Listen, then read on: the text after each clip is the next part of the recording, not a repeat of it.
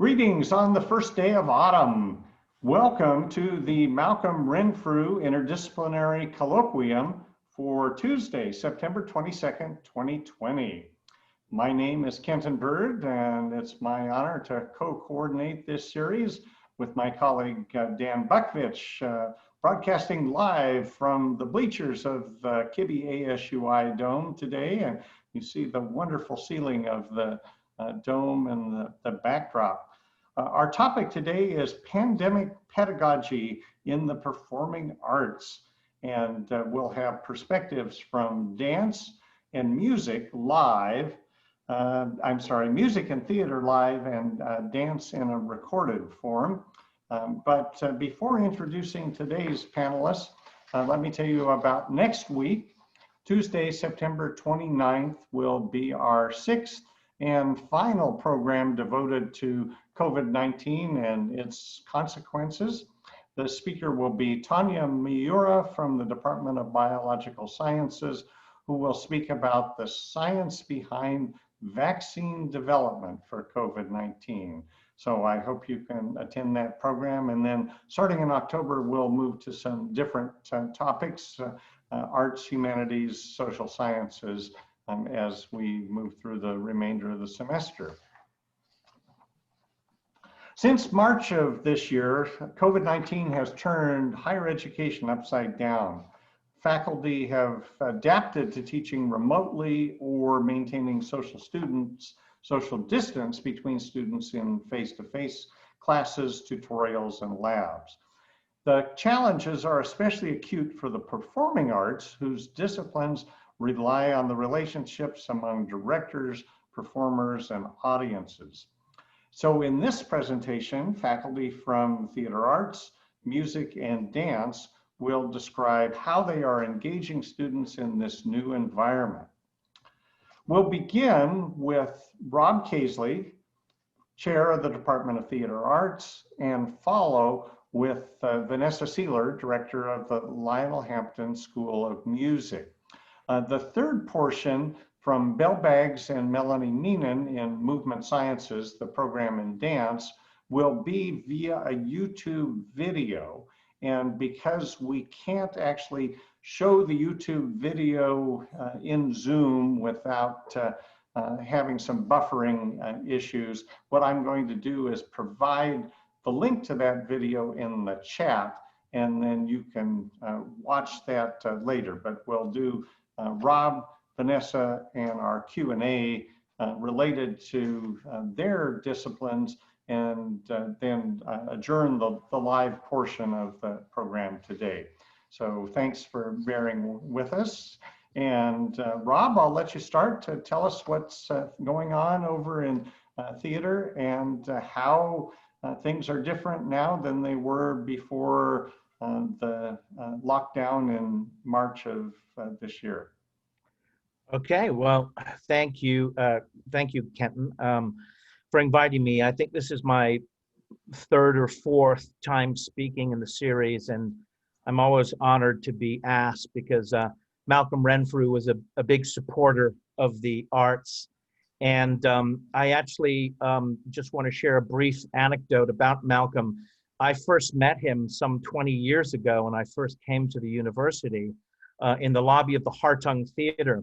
He'd come to see one of the shows we had produced for Idaho Rep. He attended most of the plays. And when I first met him, I mistook him for a playwright because his chief complaint about the play he had just seen was that you couldn't hear all the dialogue. You know, this actor was better than this one because you could hear all the dialogue here and you couldn't hear all the dialogue from that actor. And I just assumed that he was a playwright because that's what playwrights speak about when they get together. I later discovered that toward the end of his life, he had diminished hearing in his ear, and he was complaining more about our poor sound augmentation system in the Hartung than the actual performances of the actors. But I think fondly of him, and I thank him for the wonderful endowment he left in his name. The title of today's presentation is Pandemic pedagogy in the performing arts, perspectives from dance, music, and theater. And I hope you'll forgive me if I disregard entirely the pedagogy part and focus my remarks on the perspective part. Hopefully I can get around to the practicalities of pedagogy in the Q&A. And hope you don't mind also if I rely on my script. I'm a playwright, so I'm accustomed to having other people say my lines, and I rely on the lines in front of me. I'm going to go the long way around the barn here. The comforting thing about the theater, but for me, a constant source of frustration, is that we've basically been doing things the same way in the theater for about 2,500 years. The scenographic techniques developed by the ancient Greeks are still being built in 21st century scene shops. The amplification of actors' voices from the stage first appears in those outsized masks worn at the Dionysian festival in the 5th century Athens. And to phrase A.N. Whitehead's witty remark about the hold that the antique world still has on our thinking, everything on the nature of drama is just 2.5 millennia of footnotes to Aristotle. A very thoughtful theater patron who saw a performance of one of my plays in Prague in November of last year, before it was shut down by COVID in March of this year, sent me a copy of a biography of Václav Havel, the former president of Czechoslovakia, who also happened to be an extraordinary playwright and poet. It made for terrific lockdown reading in the early months of this spring semester. While I was learning of the years in which Havel's plays were suppressed by the communist regime, he was forced into exile, essentially silenced and under constant surveillance by the secret police, and eventually imprisoned as a political dissident, I actually took strange comfort knowing that things could get much worse for all of us artists. There's a particularly haunting passage from Havel's report of the legal proceedings leading up to his incarceration, entitled The Trial, and it reads as follows, quote, "It is clear that when an event is out of joint with itself, then at the same time something unavoidably goes out of joint within us. A new perspective of the world will open up a new perspective of our own human possibilities, of what we are and what we could be, and so, torn out of our routine humanity, we stand once again face to face with the most important question of all, how to come to terms with ourselves." Out of joint is a nice reference to Hamlet. In James Shapiro's wonderful book entitled 1606, he reminds us that in the summer of that same year in London, in a theater season that premiered 2 of Shakespeare's biggest box office smashes, King Lear and Macbeth, the theaters there were forced to lower their flags and lock their doors as the plague ravaged the city. And just as we've seen today, the authorities set limits on the number of people permitted to gather in open public spaces, like the playhouses. The playhouses were open air, and made policy decisions on the fly in direct response to the number of deaths in a week. Unfortunately, they didn't have Fauci. They didn't have our science, and they moved from outdoor theaters to smaller indoor spaces. The effect it has was that, as the young were especially susceptible to the plague, this also marked the end of the London boy companies. Prior to that, as you probably know, female roles in Shakespeare's plays had been performed exclusively by young boys. That ended in 1606. So this, together with the move of Shakespeare's company indoors to the more intimate Blackfriars Theater, together with females now playing female roles, it forever changed the texture and fabric of Shakespeare's subsequent plays.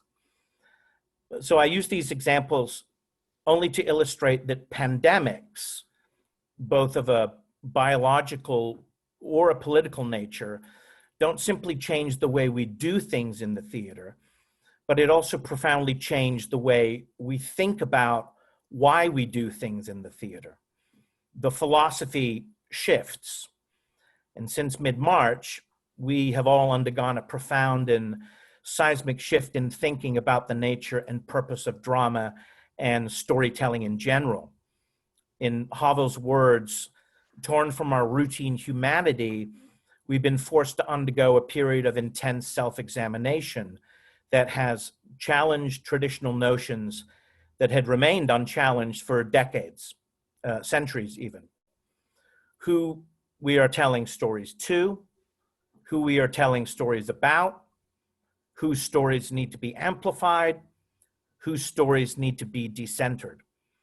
So for me, while as an educator, COVID-19 has thrown up a whole raft of obstacles, they're chiefly of a technological nature.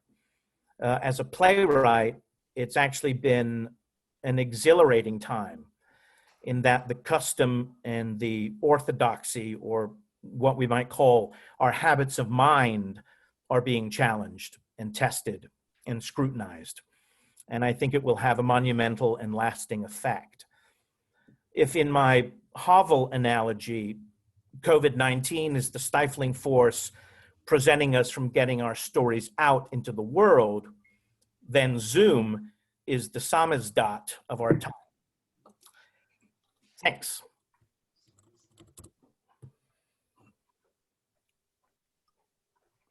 Thank you, Rob. And we may want to come back and talk about what that means for you as a teacher and how your students are relating to those challenges.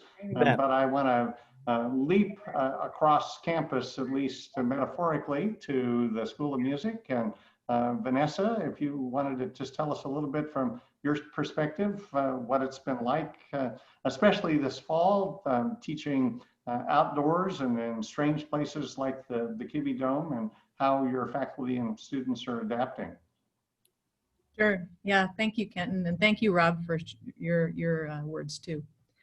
Yeah, this has been unfolding just daily, basically. We had made some plans after the end of last semester on how we would deliver instruction, and we had decided that the only way forward would be to place our classes, our courses, if you will, the history of music courses, our theory courses in other locations on campus, to empty out the space that we had available in the School of Music for small ensemble rehearsals. And we had built, actually John Anderson, our piano technician, had built large barriers that would go in between players to prevent the aerosol spread. And we had made all of these plans, and we got to the week before school started, and then some of the studies out of Iowa and Colorado came that were just preliminary findings, but they were starting to realize that the aerosol was not just the large droplets, but was also the small droplets that linger in the air. And of course, as a wind player myself, and with all the vocalists here, that just wasn't going to be a practical solution, just to have small ensembles rehearsing in our spaces with HVAC systems as old as they are. So we were forced to, on a dime, change our plans once again and look at outdoor spaces. We have some tents on the tennis courts across the street from the Lionel Hampton School of Music. We had to redesign the way we were using our practice facilities so that we broke them into 4 separate units so that students could practice in one of those spaces for 30 minutes at a time, and then they would have to move to another space and practice for another 30 minutes, and then they could move to another space and practice for another 30 minutes, so that they were giving each space 30 minutes of playtime, and 90 minutes of rest in between.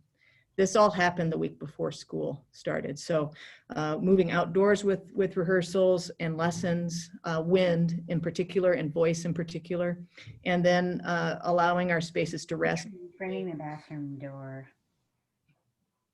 So all of this happened really last minute, and I have to say, it was happening, it was unfolding not just here, but everywhere around the country at the same time. It's not a unique feeling that I'm having here. It's one that I share with colleagues around the country. And I also know that our faculty that are making it happen. You know, I hear from other folks around the country that say that they're just flabbergasted that our faculty is so nimble and willing to adjust and make the kinds of adjustments that they've made. And people will say to me, and you haven't had any complaints? And the honest truth is, no, I haven't. We have a kind of faculty that's willing to, you know, do whatever is necessary to deliver instruction to students in the best way that they can. And I can't thank them enough for that. The other cool part about all of this has been the sense that the students are also willing to be nimble, and they've had to adjust their expectations of what it means to make music.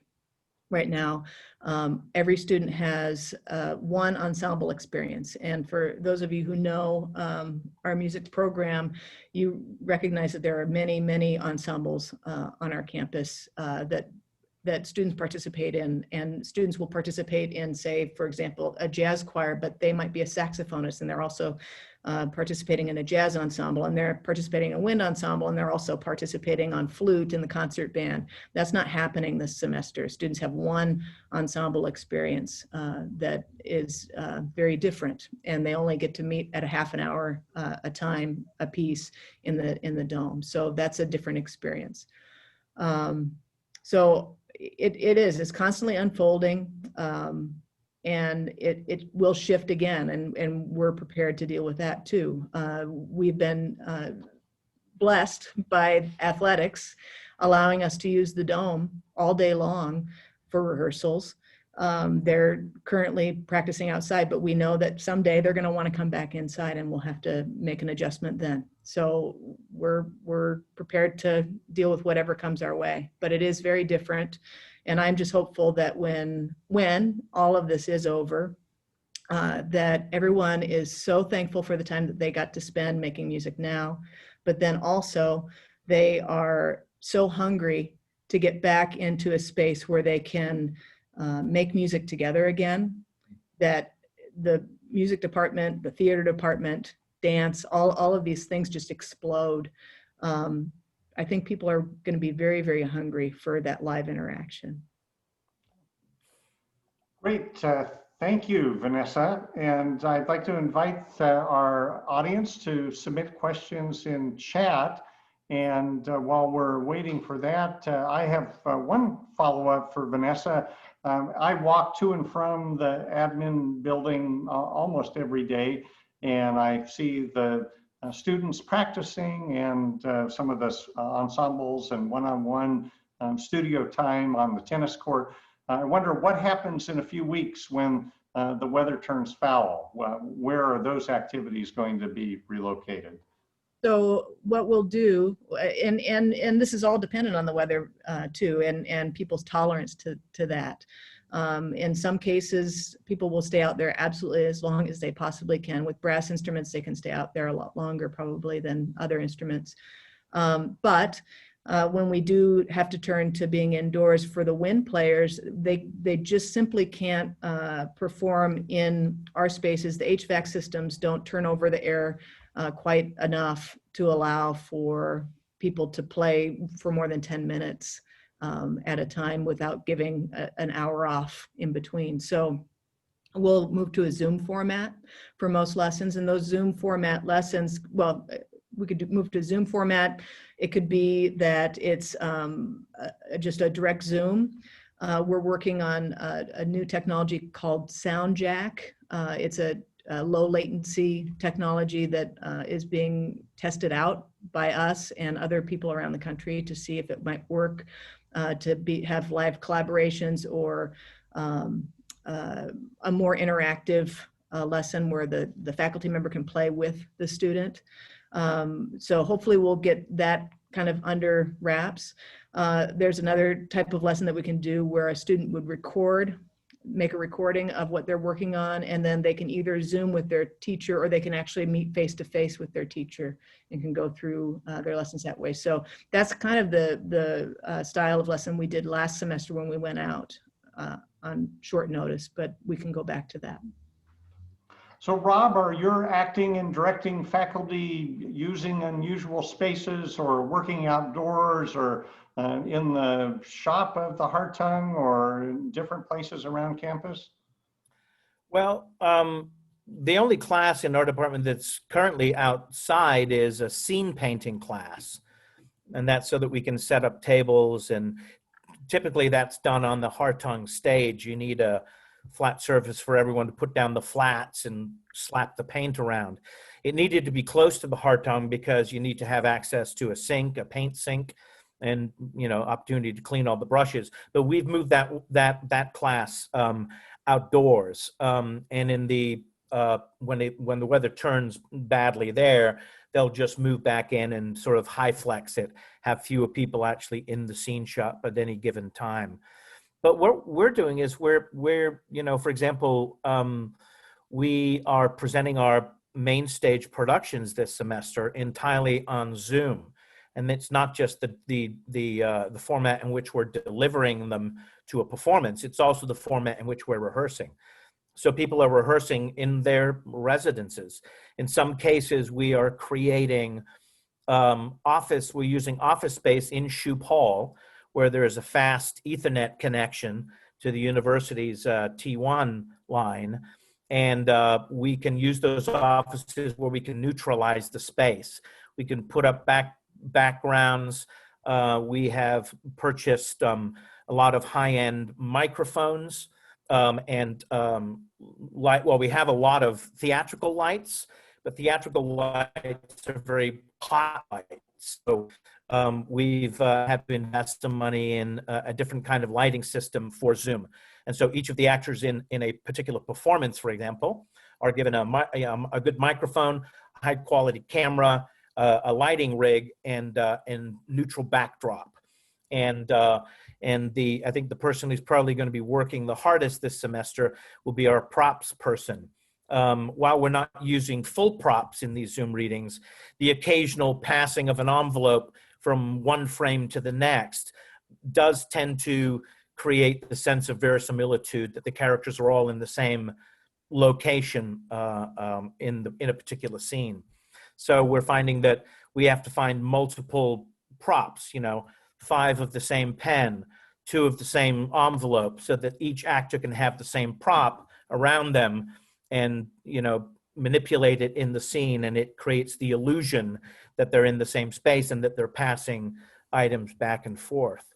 Of course, since we've actually had a distance program since 2009, a rapidly expanding distance program. And so in the spring, actually, when we had to pivot to online teaching, I don't think we necessarily felt the same whiplash effects that a lot of our academic colleagues did, because we had been doing it for quite a while and most of our faculty had been teaching in that modality. And also many of our students were accustomed to learning in that modality. So it was, less whiplash or, culture shock for those students. Dan, are you still at the Kibbe Dome? And if so, would you like to turn on your camera and show us your classroom? Tell us what you're teaching there and how you manage to socially distance the students. Can you hear me? We can, yes. Marching band is going on behind me all the way across the field. That's marching band rehearsal. That's great. And I teach in here 5 days a week. Wow. I do a lecture for music theory 2 days and ear training class, 3 days. This is my classroom. Sections 10 and 9 of the dome. And the dome people have set us up with great audio connections. We've got a piano up here. I've got, a courtesy of the great people over there in the tech department, some Zoom capability, so I can Zoom to students up there instead. I don't have a board down here to work with, but you can see when we get into the stands,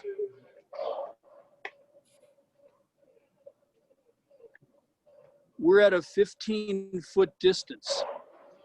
There's a student here, and the next student is way over here, 15 feet apart and 15 feet up and down. So literally, we go to the top of the dome, and there are, you can see marching band over there. Maybe tough to see. There are other areas in the stands there that are set up with music stands. Oboe lessons happen way, way up there in the corner. And then across this section, I don't know if you can see. I'm not used to walking around the dome without looking where I'm going, so. Be careful. You can see one of these barricades right there, that final frame thing. You see it? Yep. That's what John plexiglass. Anderson made like 100 of. And you can see this is spread out distance for some kind of ensemble rehearsal. And there's a number of these in the dome. I think they're also using the lighthouse for jazz bands. Anyway, I'll send it back to you.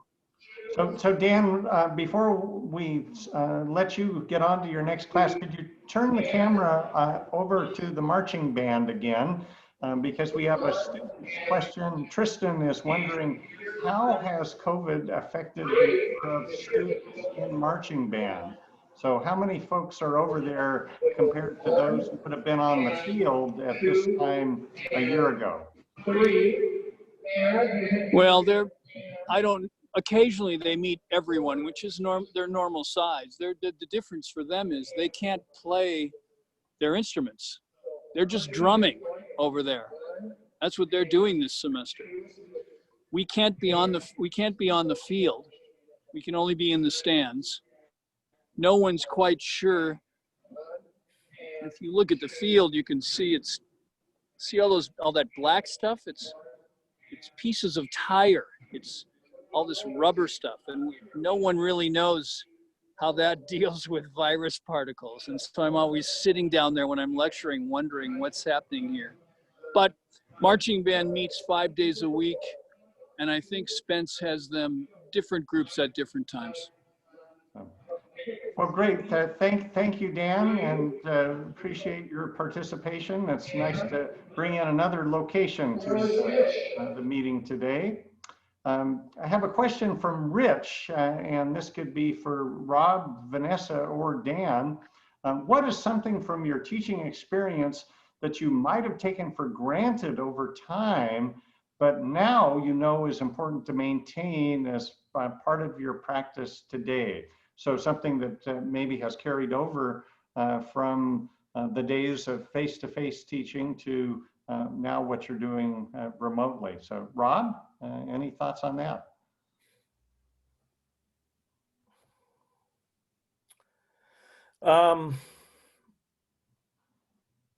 I don't know. What did I take for granted? I mean, I think that, obviously being in a physical space is,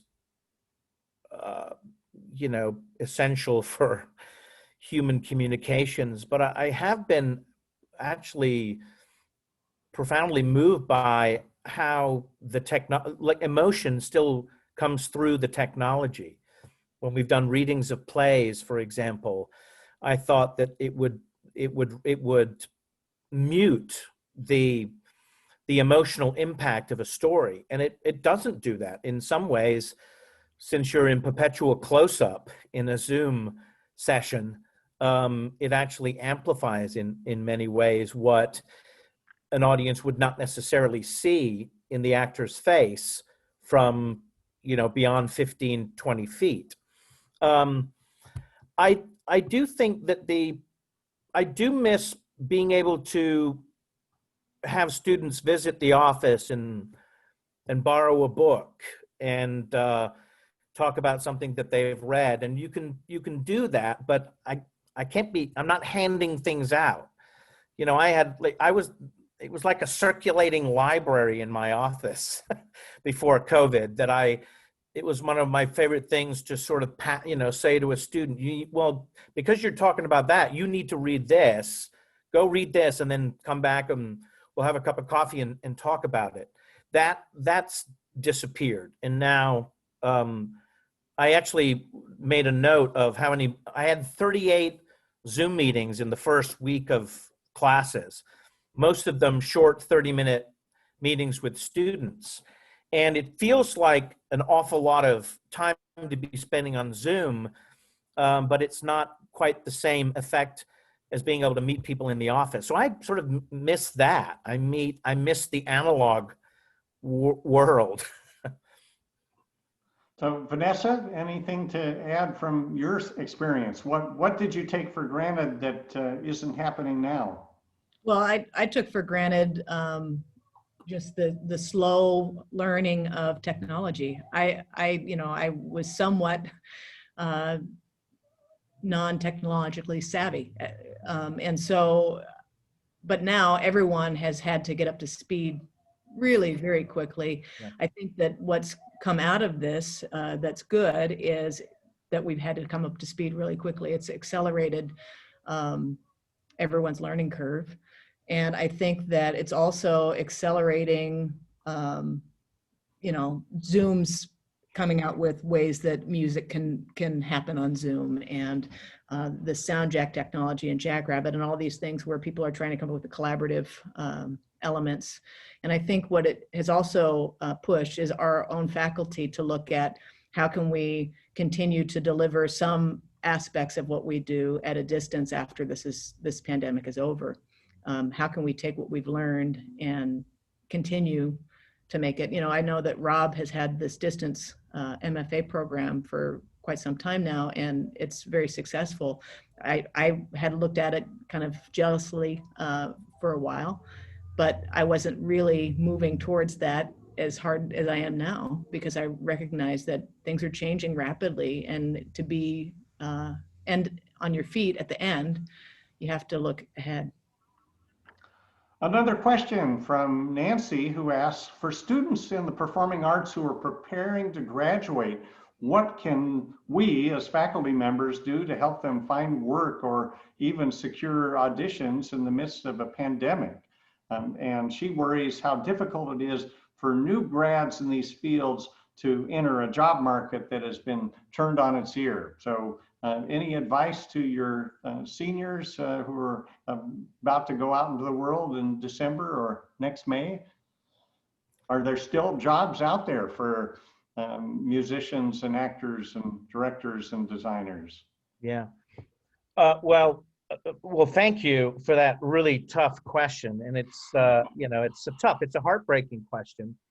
But I've actually, maybe my optimism about this subject is naive, but the pandemic hasn't just affected jobs in the arts. It's affected jobs across a wide swath of the private sector. We know that the service industry has been decimated by it. We know that the travel and hospitality industry has been decimated by it. But slowly but surely, all of these industries are beginning to recover. And one of the things that I think that this pandemic has done is, I think it's sort of shocked us out of our complacency.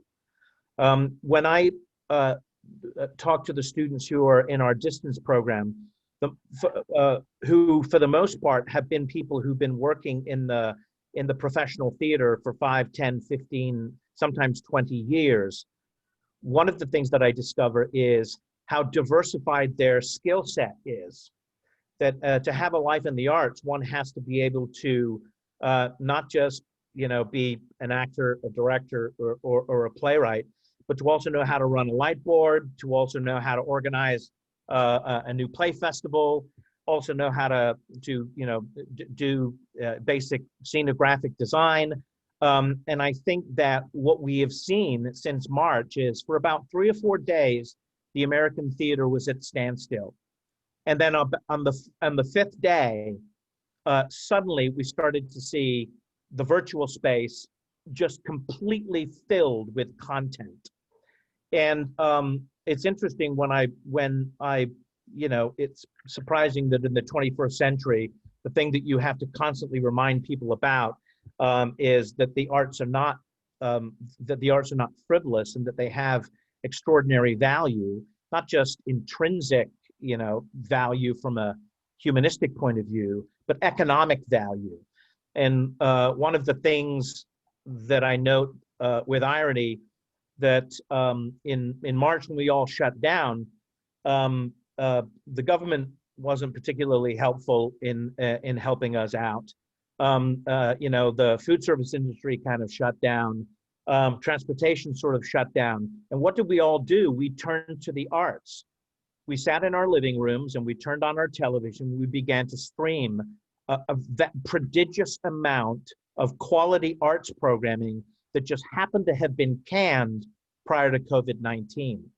And I think that, and people consumed it free of charge. It was sort of the gift that the arts gave back to society from March onward. And I'm hoping that people remember that and begin to seriously monetize the arts as we move forward.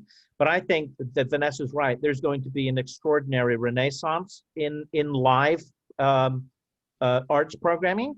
And I think that we're going to find new and innovative ways for individual artists to market themselves using this technology. Vanessa, anything to add in terms of what you're advising music students about careers after they leave the university? Actually, very similar to what Rob's saying. I think that we're going to see a resurgence. The other thing that I'll say is that we also have a lot of music educators coming through, and I've had one-on-one conversations with some who come in and they say, this isn't what I know. This isn't the music degree that I thought I was signing on for, and I just don't know if I can stay and finish this degree. And my answer to them is always, if there's one place that you should be right now, it's in school if you want to be a music educator when this is over, because it's going to be different. It's going to be a different world, and you might as well be in the thick of it right now with all of the innovators coming up with the ideas on what it's going to look like. Mm-hmm. Rather than sit on the sidelines.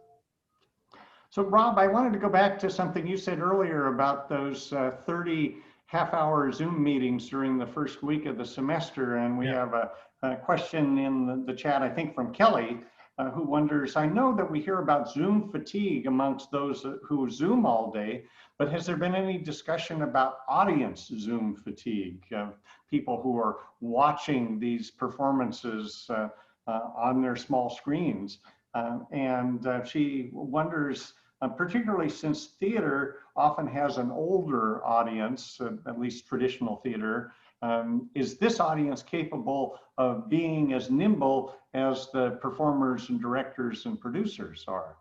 Rob, you want to tackle that, and then over to Vanessa? Yeah, I mean, obviously, since March, I think I've been involved in probably about seven productions in this new format. And one of the things and 5 of those productions were plays that I had written, and the rest were things that I was just working on with other theater companies. And I've also attended talkbacks with audience after each one of these. And quite the contrary, I find that people have been more than willing to spend the 2 hours in front of the screen. It's actually in some ways different than the 2 hours in the Hartung Theater on those rather unattractive and rather uncomfortable seats. In the Hartung Theater, you can't pour yourself a delicious, refreshing glass of white wine, and you know, I found that accessibility has trumped the inconvenience of the format. So I'll just give you one example. I had a friend who lives back in Illinois who has a physical disability, and I've known them for 20 years. And in all that time, they have never once seen one of my plays in a theater because their disability prohibits them from going to a theater. They knew I was a playwright because they saw my posts on Facebook. But beyond that, they had to take my word for it. But between March and now, they've seen 5 or 6 of my plays done in a Zoom format, one of them in a foreign language, and one of them that was presented by a company in Australia. And I was profoundly moved by the fact that this person I've known for 20 years had never been to the theater. And they were suddenly enjoying all of these extraordinary treats presented by the National Theater, the Met Live, and theaters all around the country providing this programming. So I think accessibility is a new angle. And we're planning to talk to folks at the Good Samaritans here in Moscow and say, wait a minute, why can't we just set up a big screen television in a living room there and pipe in one of our shows, probably Christmas Carol, to the home there. It used to be that, you know, buses would sort of arrive at the Hartung Theater, and the people would have difficulty getting up those really steep steps. So accessibility, I think even after the pandemic is over, theaters will continue to use this format to reach people who, for whatever reason, have been prohibited from actually going physically to the theater. Vanessa, any experience with you as a consumer of online music? Are you developing Zoom fatigue watching recitals or concerts by your own students and ensembles? Well, so actually, we haven't started our Zooming this season. We've been kind of waiting. We started live streaming actually, 2 years ago, and I think that that's been a really successful thing that we've done. We're engaging several people locally that wouldn't necessarily come back for concerts, but also we can engage families and people around the country. So that's been a great thing that we've been doing. The hard thing for us is finding the ability to actually perform on stage in an enclosed space. And so we finally figured out a way that we can do that with 5 or fewer people. And we're actually recording our first broadcast tonight. We can't go live with these because we can only spend 30 minutes on the stage at a time, and then we have to take a 30-minute break. So there are a lot of complications with our Zooming capabilities, but we're getting there, and we're gonna start this week. But I will say that I don't think that it's a problem as far as Zoom fatigue. I find myself, it's funny, I'll be on a Zoom meeting all day and I'll still go home and watch, you know, a performance in the evening, and I don't even think twice. I don't get as tense when I'm watching a performance. It's just something that I think we just inherently do, and it's enjoyable for us.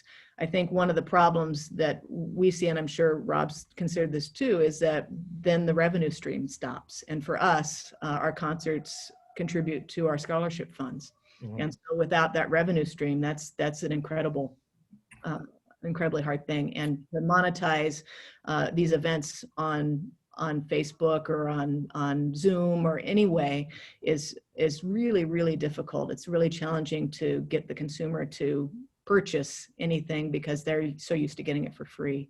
So I think that's something that we're going to have to face in the arts moving forward, is how, I mean, it's like, you know, Spotify. When Spotify came out, it was great. Pandora, it's great.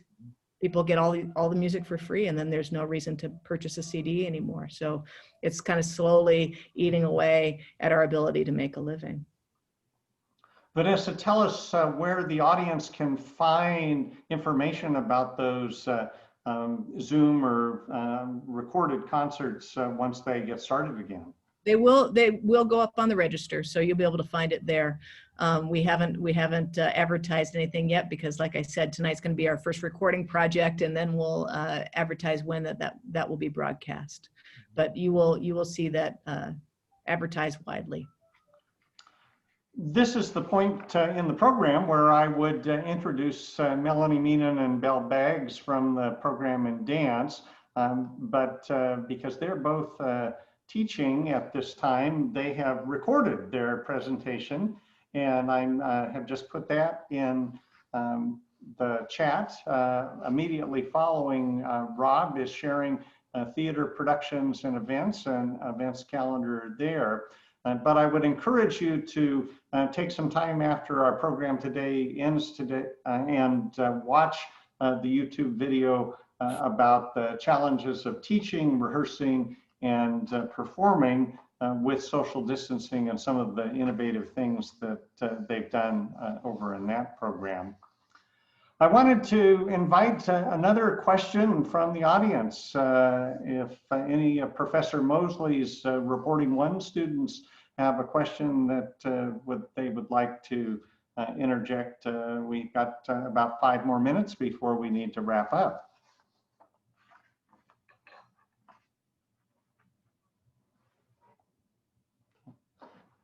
Vanessa, I'll go back to you for a quick follow-up on performing with wind instruments.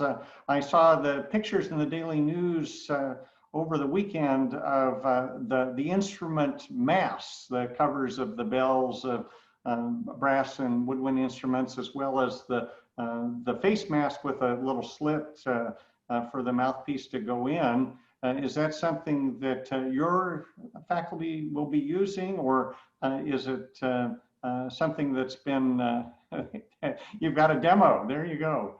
So yeah, we've experimented with all sorts of things, and we did purchase some instrument covers. The marching band is using some instrument covers for the brass instruments. They're using the masks. We determined in the School of Music for those individual lessons with a mask, it didn't make as much sense because you need to be able to see the structure of the embouchure and how everything works. And so to have that mask on, you couldn't even, tell. So for the individual instruction, we decided not to do that. Same for the individual instruction with the bell covers. Those bell covers actually cause quite a bit of back pressure, and I wondered, yeah. Cause improper technique and such. So we went to the 15-foot spacing, around the country. I've heard of people going up to 12. We've gone 15.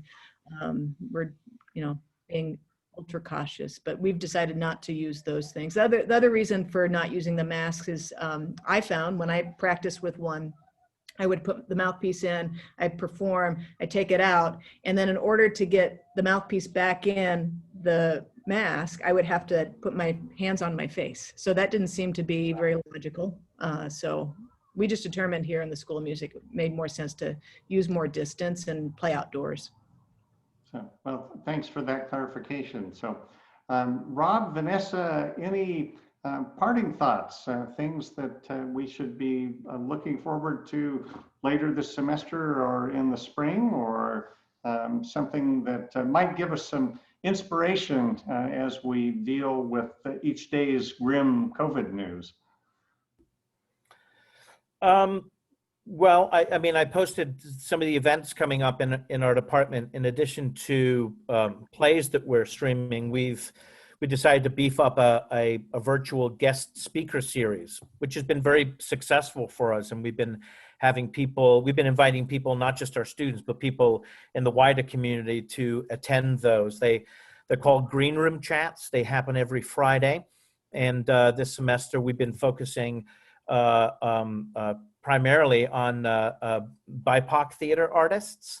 And we meet every Friday at 1 o'clock for an hour, and people can tune in and ask questions. And there are people involved in all different aspects of the arts, everything from publishing to artistic direction.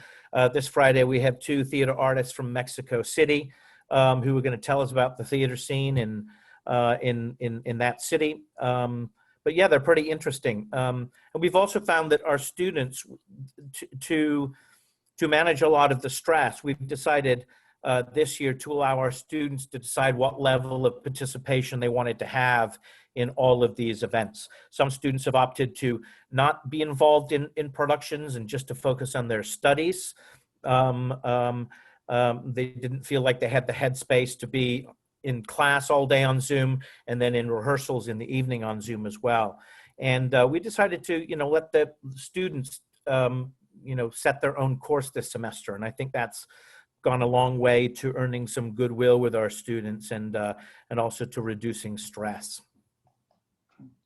Vanessa, I know there's going to be a virtual auditorium chamber concert as well as a virtual Bach festival later this semester. Can you tell us about those two events? Sure. So just what Kenton just said. So we have a auditorium chamber music concert event coming up. We will have future auditorium chamber music series events coming up this year virtually. And then also we'll have the Bach Festival, we'll have our faculty recitals, we'll have our student recitals. Also, another thing that will happen when we're all cold and aren't going outside very often, we'll have the Lionel Hampton Virtual Jazz Festival. And that Jazz Festival is going to be a unique combination of workshops during the day for all participants with world-class artists. It will be student performances. They can submit performance recordings in any which way that they find possible, depending on their situation and their schools. They can either do pre-recorded at a distance kind of recordings where they piece it together using software, or they can do a live performance if they're permitted to do that in their schools, send those in, and then they'll get adjudications live via Zoom from adjudicators. And then we'll have evening concerts with world-class artists again, but mixed with old footage from the days when Lionel Hampton was alive with his big band.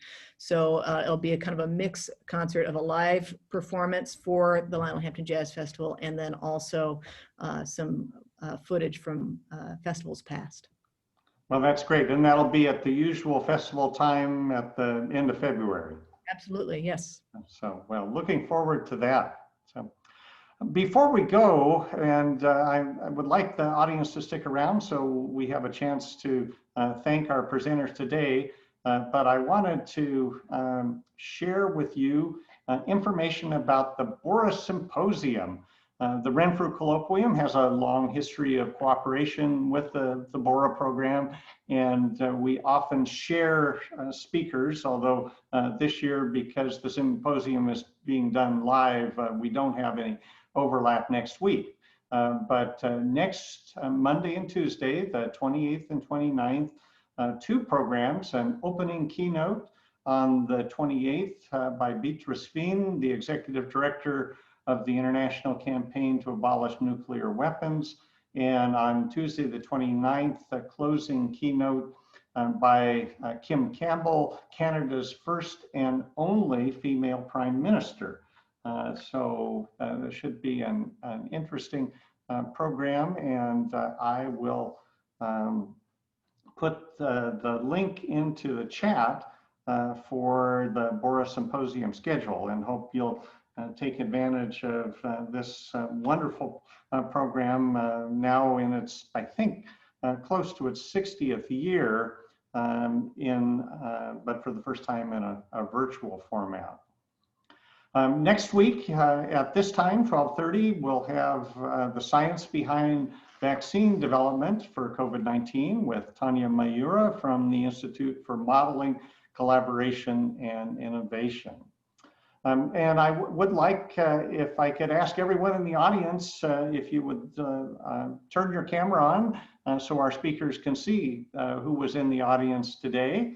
And if I could also ask you to show your appreciation with a virtual round of applause, or by using the clap symbol. And it's been a terrific program. Provost Tori Lawrence was with us for the first part today, and he commented, "I'm inspired by everyone's flexibility and creative solutions." So Bravo, Rob, Vanessa, and by extension, Melanie and Belle. So thank you all for being with us. The Renfrew programs are now being recorded and archived on a Renfrew YouTube channel, and you'll be able to watch this program or share it with friends probably later today. And if you just go to YouTube and search for Renfrew Colloquium, you'll see the entire semester's programs. So thank you all for being part of the program today. Great questions from the audience, and appreciate the continued good work by our faculty and students in the performing arts and elsewhere. So stay safe, everyone. Have a great afternoon, and enjoy the sunshine on this first day of autumn. Thank you. Take care.